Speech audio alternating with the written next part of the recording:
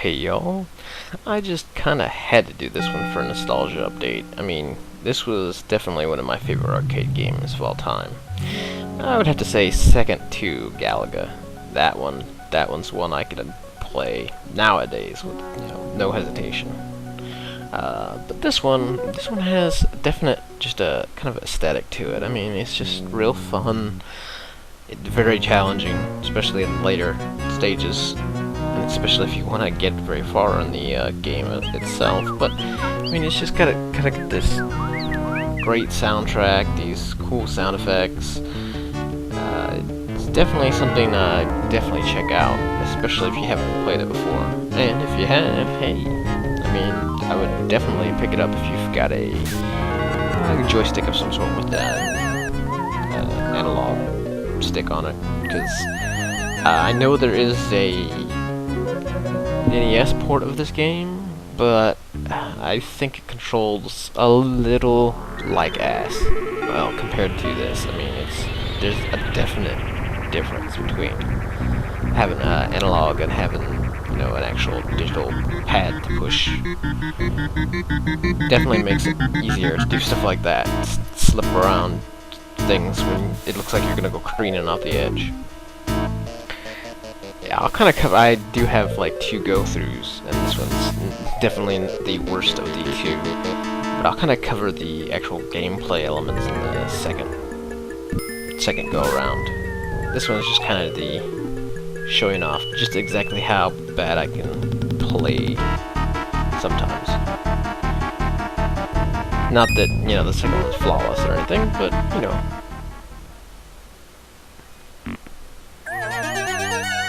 Ah, the aerial race, my dreaded nemesis.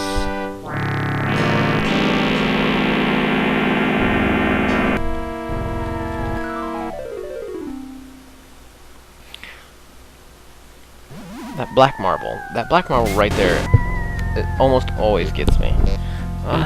Thank you, cat. I'm trying to. Oh. No matter what happens, it ever fails to have a cat jumping on me at some point in time during the day. So they will be predominant in any commentary track I ever try to record. So anyway, yeah, I have never really figured out exactly what triggers the little time bonus thing there, but it usually happens whenever you're real close to the exit and you're about to run out of time. It just kind of says, well, here's 10 more seconds, maybe you can get there. This time, not so much.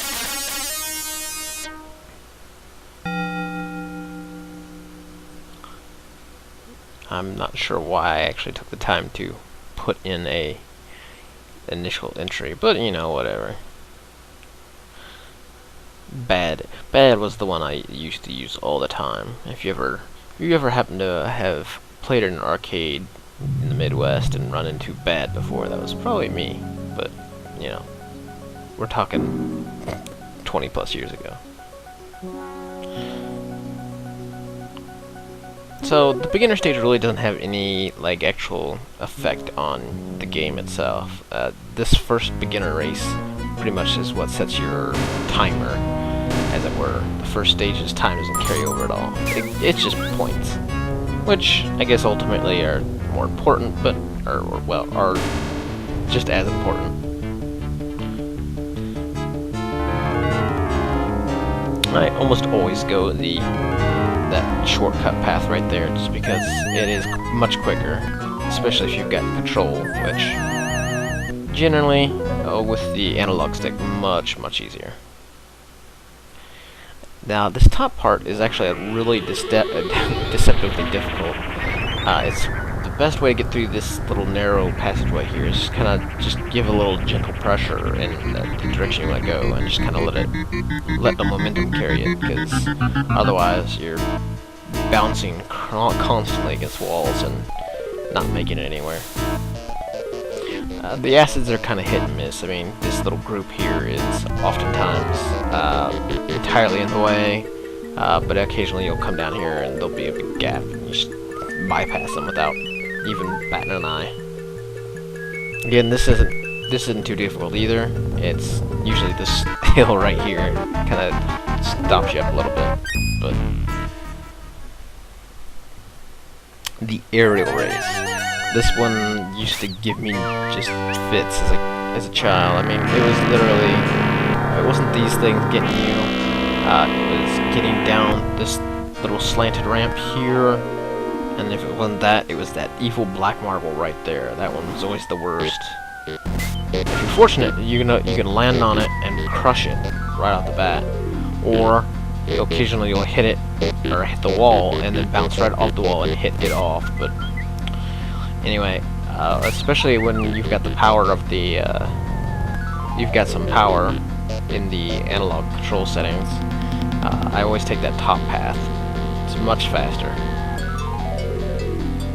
And then these hammers can kind of come up in random patterns. There's a fixed pattern, but I mean they just kind of can pop up in different patterns. This is as far as I got this time around. The silly stage is oftentimes what I consider the final stage, because this is usually as far as I get.